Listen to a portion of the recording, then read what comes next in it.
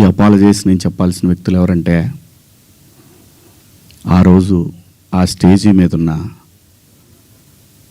నా తోటి నటీనటులకు, ఆడబిడ్డలకు చెప్పాలి ఫస్ట్. ఆ పదాలు దొరలకూడదు. నా జీవితంలో ఎప్పుడు దొరలలా. అలాగా 30 సంవత్సరాలు అయింది ఇక్కడికి వచ్చి. నేను అన్ని సంవత్సరాలు పాలిటిక్స్లో ఉన్న ఏ రోజు కూడా ఒక చిన్న మాట జగన్ గారినైనా, లేదంటే ఏ మహిళనైనా, లేదంటే ఏ పార్టీనైనా నా హద్దు దాటి మాట్లాడలా.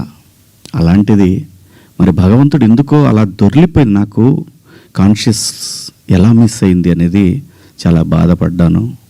నాకు తెలుసు బయటకు రాగానే గెస్ట్తో అన్న అబ్బాయి దొర్లేశాను అన్నా. సో దానికి మీ అందరికీ సిన్సియర్ అపాలజీస్ చెప్తున్నాను, ఆ 2 పదాలకి, నా ఆడబిడ్డలకి.